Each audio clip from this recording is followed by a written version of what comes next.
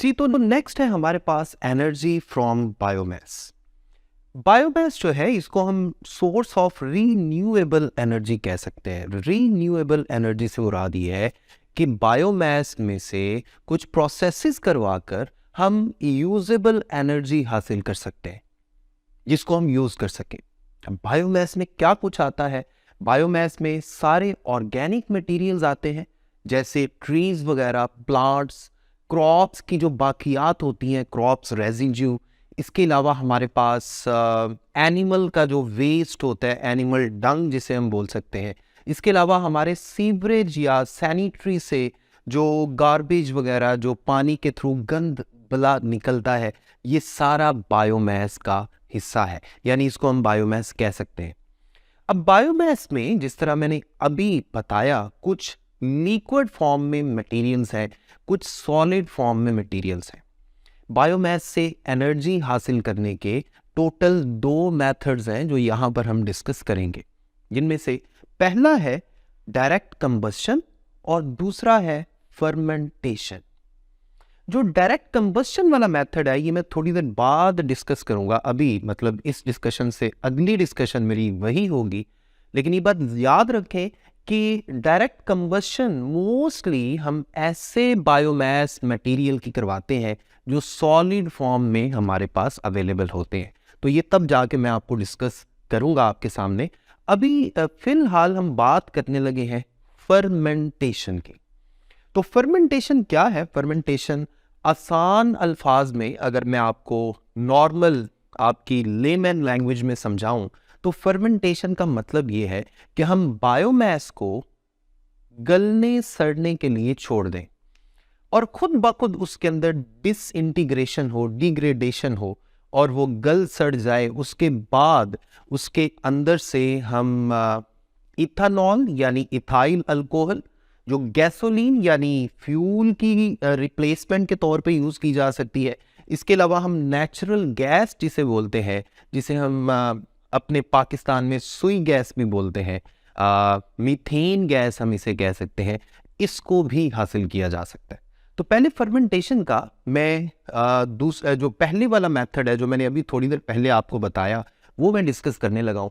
उसमें हम क्या करते हैं, हम बायोमास, वो कुछ भी हो सकता है, जैसे मैंने शुरू में एग्जांपल्स आपके सामने रखी, उसके अंदर कुछ खास एंजाइम्स मिलाकर। एंजाइम्स आप जानते हैं बायोलॉजी में हम एंजाइम्स का वर्ड मोस्टली यूज़ करते हैं। जैसे केमिस्ट्री में कैटालिस्ट का वर्ड यूज़ किया जाता है, ऐसे ही बायोलॉजी में एंजाइम्स सेम वही रोल प्ले कर रहे होते हैं। यानी ये कुछ खास किस्म के कंपाउंड्स हैं जिनको अगर हम बायोमास के साथ मिक्स कर दें तो ये बायोमास की डिसइंटीग्रेशन करते हैं, यानी उसको गलने सड़ने में मदद देते हैं। और जो गलने सड़ने के बाद बायोमास हमारे पास बन जाएगा, इसे हम बायोफ्यूल कह सकते हैं। यानी इसके अंदर से हमें गैसोलीन की रिप्लेसमेंट यानी इथानॉल मिल सकती है और इसको हम कंबशन के लिए, यानी जैसे गैसोलीन को हम कंबशन इंजन के अंदर यूज़ करते हैं कंबशन करवाने के लिए, जिसके थ्रू इंजन जो है वो एनर्जी पैदा करता है और जिसकी मदद से हम व्हीकल को मूव करवाते हैं, चाहे वो मोटर बाइक है चाहे वो गाड़ी है। ठीक है, तो इस तरह से हम बायोमास को एज अ बायोफ्यूल यूज़ कर सकते हैं। इसी तरह फर्मेंटेशन का एक दूसरा मेथड भी है, और वो दूसरा मेथड क्या है? उसके लिए हम एक कंटेनर के अंदर, जिसे हम डाइजेस्टर भी कह सकते हैं, इस कंटेनर के अंदर हम क्या करते हैं, बायोमास को रखते हैं और उसको काफ़ी देर तक इधर ही पड़ा रहने देते हैं। इसमें कुछ एंजाइम्स वगैरह मिक्स करके ये जो बंद सा कंटेनर आपको नज़र आ रहा है, इसमें हम बायोमास को गलने सड़ने के लिए छोड़ देंगे। और जब ये गल सड़ जाएगा तो होगा क्या, ऊपर जो इसका जो अपर सरफेस है, यहाँ हमें मीथेन गैस मिलना शुरू हो जाएगी। और इस मीथेन गैस को, यानी इस कुकिंग गैस जिसको हम जला सकते हैं, इस गैस को हम एक पाइप के थ्रू ऐसी जगह ले जा सकते हैं जहां हमने कोई बर्नर वगैरह लगाया हुआ है, यानी कोई चूल्हा वगैरह रखा हुआ है, स्टोव रखा हुआ है, और उसमें इसको हम जलाकर इसके थ्रू हम खाना वगैरह फूड बना सकते हैं। इसके अलावा इस गैस को जलाकर हम स्टीम पैदा कर सकते हैं और उस स्टीम की मदद से अगेन जैसे पहले मैं जिक्र कर रहा था, हम टरबाइंस को घुमा सकते हैं और उन टरबाइंस की मदद से हम इलेक्ट्रिक जनरेटर चला सकते हैं, जिसके थ्रू हमें इलेक्ट्रिसिटी मिल सकती है। तो ये था फर्मेंटेशन। एक और बड़ी इंटरेस्टिंग बात है और वो ये कि फर्मेंटेशन के बाद ये जो हमें वेस्ट मिलता है, इसको हम बहुत अच्छे फर्टिलाइज़र के तौर पे यूज़ कर सकते हैं। यानी इसको क्रॉप्स की ग्रोथ को एनहेंस करने के लिए इसको हम यूज़ कर सकते हैं। इसको जब हम क्रॉप्स वगैरह में यूज़ करेंगे तो ये फर्टिलाइज़र का ही काम करेगा। इसका मतलब ये हुआ कि बायोमास की मदद से फर्मेंटेशन का ये जो प्रोसेस है, इसको यूज़ करके हमें सारे के सारे फ़ायदे ही फ़ायदे हैं, कोई नुकसान नहीं है। ठीक है, कोई ऐसी मतलब ऐसी कोई प्रॉब्लम नहीं है कि हम इस वेस्ट को कहाँ रखें, इस वेस्ट से कैसे जान छुड़ाएं। बड़ा ही सिंपल है, हमें दो फायदे हो रहे हैं। एक तो हमें गैसोलीन मिल रही है यानी इथेनॉल, या एक हमें मीथेन गैस मिल रही है जिसको हम कुकिंग वगैरह के लिए यूज़ कर सकते हैं, और जो बाकी बच गया उसको हम फर्टिलाइज़र के तौर पे यूज़ कर लेंगे। तो ये था फर्मेंटेशन। अब हम मूव करते हैं energy from the solid waste. ये मैं एक छोटी सी हेडिंग लिख रहा हूं, या energy from the waste product. जो मैं अभी थोड़ी देर पहले डायरेक्ट कंबशन का जिक्र कर रहा था, वो पॉइंट यहां पर हम डिस्कस करने जा रहे हैं। जैसे मैंने आपको एग्जांपल दी, बायोमास के अंदर ट्रीज वगैरह, प्लांट्स या नेचुरल वेजिटेशन जो प्लांट्स वगैरह होते हैं, जो एबनॉर्मल तरीके से बहुत ज़्यादा बढ़ जाते हैं, तो हम उन सारे प्लांट्स, उन सारी क्रॉप्स, इन सारी चीज़ों को डायरेक्ट जला कर भी, यानी इनको बर्न करके हम हीट एनर्जी पैदा कर सकते हैं। आपने देखा होगा आजकल तो बल्कि सर्दियां आ रही हैं, विंटर का सीज़न है, तो आप जब काफ़ी ज़्यादा सर्दी हो तो रोड पे निकलेंगे तो आप देखेंगे बहुत सारी जगहों पे लकड़ियां जलाकर उसके चारों तरफ लोग बैठे होते हैं और अपनी हीट की कमी को पूरा कर रहे होते हैं। क्योंकि हम जानते हैं कि जब हम इस तरह के किसी भी मटेरियल को जलाते हैं तो हीट एनर्जी पैदा होती है, और वो heat energy away from that source move करती है।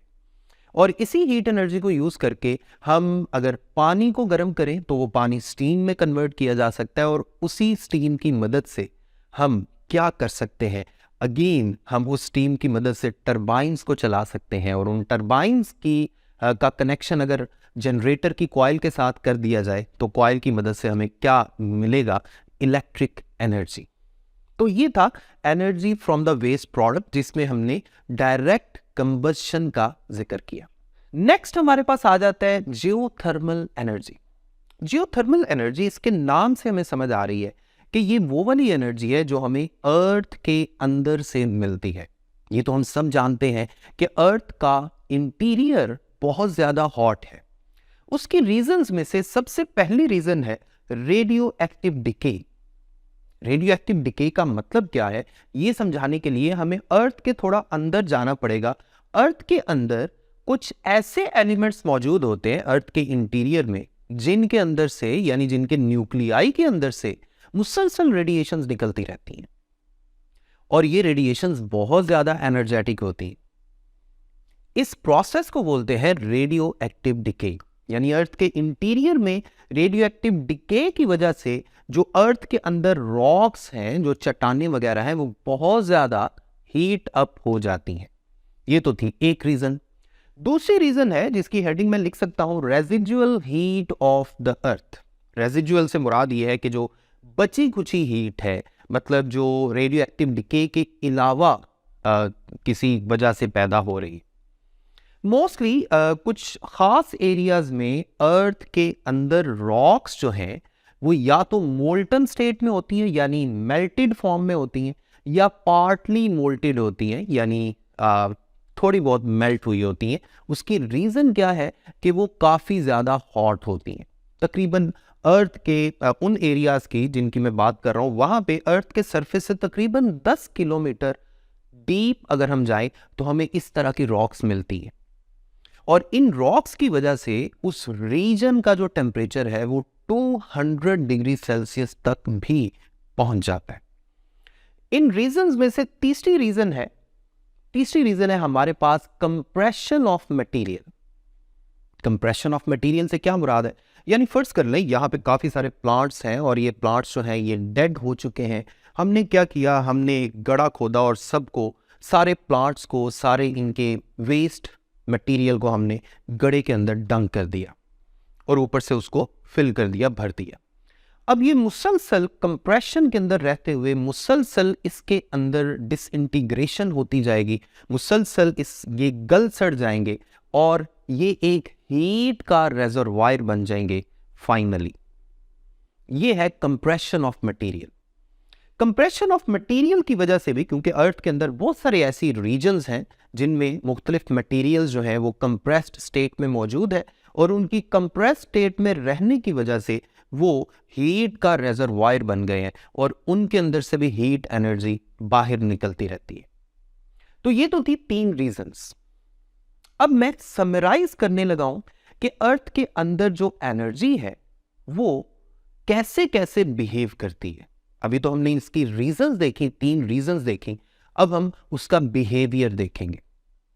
कुछ खास एरियाज में जहां इन हॉट रॉक्स, जिन हॉट रॉक्स का मैं जिक्र कर रहा था, इन हॉट रॉक्स के आसपास अगर पानी वगैरह हो अर्थ के अंदर, तो वो पानी इन रॉक्स की हीट की वजह से काफ़ी ज़्यादा गर्म हो जाता है, इवन स्टीम में कन्वर्ट हो जाता है। जैसे मैंने थोड़ी देर पहले आपको बताया कि इनका टेम्परेचर 200 डिग्री सेल्सियस तक भी पहुंच जाता है और ये पानी जो स्टीम में कन्वर्ट हो चुका है, ये पानी उन एरियाज में मुसलसल अर्थ के सरफेस से बाहर निकलता रहता है, एक चश्मे की तरह, हॉट स्प्रिंग की शक्ल में।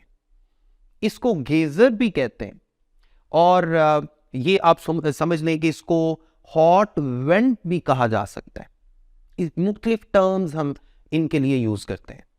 वर्टिकल वेंट्स, यानी आप यूं समझ लें गर्म पानी या स्टीम मुसलसल धमाके की शक्ल में बाहर आ रही है, कभी यहां से, कभी यहां से, कभी कहीं और से। तो ये किस वजह से आती हैं, क्योंकि इस रीजन में जहां इस वक्त हम खड़े हैं, इस रीजन में अर्थ के नीचे, अर्थ के सरफेस के नीचे ऐसा पानी मौजूद है जो रॉक्स की वजह से स्टीम में कन्वर्ट हो चुका है और ये मुसलसल हॉट स्प्रिंग्स या वर्टिकल वेंट्स की शक्ल में या गेजर की शक्ल में बाहर आता रहता है।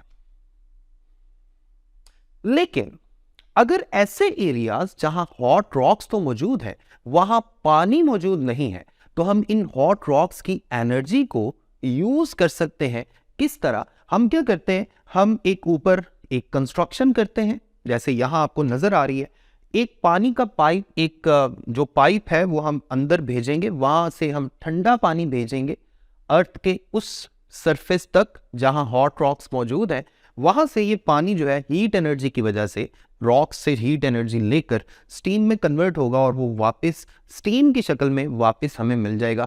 इस स्टीम को या तो हम डायरेक्ट हीटिंग के लिए यूज कर सकते हैं, मतलब फूड वगैरह को पकाने के लिए, या हम इसको टरबाइन्स घुमाने के लिए यूज कर सकते हैं और वहां से हमें इलेक्ट्रिक जनरेटर्स की मदद से इलेक्ट्रिक एनर्जी मिल सकती है। तो एक तो था ये फिनोमेना। अब थोड़ी सी डिस्कशन देखें, हमने 3 रीजंस डिस्कस कर ली, जिसमें एक रेडियो एक्टिव डिके था, एक रेजिजुअल हीट ऑफ अर्थ था और एक था कंप्रेस्ड मटेरियल। ठीक है, ये सारा कुछ हमने डिस्कस कर लिया। फिर हमने ये देखा कि नीचे जहां पानी मौजूद नहीं है, जहां पानी मौजूद है वहां क्या होगा, और जहां पानी मौजूद नहीं है हम वहां हीट एनर्जी को कैसे यूटिलाइज करेंगे, पानी को खुद भेज के स्टीम में कन्वर्ट करवा के उस स्टीम की मदद से हम कुछ भी कर सकते हैं। डायरेक्ट हीट हम कर सकते हैं किसी भी ऑब्जेक्ट को, किसी फूड वगैरह को, या इलेक्ट्रिक जनरेटर्स की टरबाइन्स को चला सकते हैं। अब थोड़ी सी डिस्कशन मैं चाह रहा हूँ गेजर के बारे में कर लेते हैं। ये जो गेजर हैं, इनमें क्या हो रहा होता है नीचे, जैसे मैंने पहले आपको बताया कि पानी जो है वो या तो स्टीम की फॉर्म में या हॉट वाटर की शक्ल में ही बाहर निकल रहा होता है, एब्रप्टली निकल रहा होता है और इरेगुलर इंटरवल्स में निकलता है। मतलब हम कुछ ये असेस नहीं कर सकते कि किस वक्त कहाँ से पानी जो है ये हॉट स्प्रिंग की शक्ल में या गेज़र की शक्ल में या वर्टिकल कॉलम की शक्ल में बाहर निकलेगा। अब जब ये सारा कुछ फिनोमिना अर्थ के उस रीजन में हो रहा होता है तो वहाँ पर कुछ खास किस्म की रॉक्स जिनको हम एक्विफर कहते हैं, एक्विफर जो है ये ऐसी रॉक है जो इस तरह के पानी को अपने अंदर रखती है, कंटेन करती है, और ये पानी फिर रॉक की हीट एनर्जी को लेके प्रेशर डेवलप करता है और प्रेशर के साथ एक रीजन से दूसरे रीजन की तरफ मूव करता रहता है। तो इन गेजर की वजह से चूंकि हम हीट एनर्जी को मुसलसल कंडक्ट करवा रहे हैं, बेसिकली हीट एनर्जी कंडक्ट कर रही है from interior of earth to the surface of earth, तो होता ये है कि अंदर जो एक्विफर प्रेशर है वो भी कम हो जाता है और हीट ट्रांसफर जो है वो भी टाइम के साथ साथ स्लो डाउन होना शुरू हो जाता है। और फिर जैसे ही ये हीट एनर्जी का जो ट्रांसफर है या एक्विफर प्रेशर जो है ये लो होगा, फिर आहिस्ता आहिस्ता गेजर जो है उसकी इंटेंसिटी कम होगी, फिर थोड़ा टाइम गुजरेगा, दोबारा से अंदर एक्विफर प्रेशर मुसलसल बढ़ेगा, मुसलसल हीट एनर्जी जो अंदर डेवलप हो रही है वो बढ़ेगी और फिर वो एक्सप्लोजन के साथ, एक छोटे से एक्सप्लोजन के साथ दोबारा से गेजर की शक्ल में निकलना शुरू हो जाएगी। और ये काम चलता रहता है रेपिटेशन के साथ इर्रेगुलर इंटरवल्स में। उम्मीद करता हूँ कि आपको इस लेक्चर की बहुत अच्छी समझ आ गई होगी। अगले लेक्चर तक अपना ख्याल रखें, मुझे अपनी दुआ में याद रखें। अल्लाह हाफ़िज़।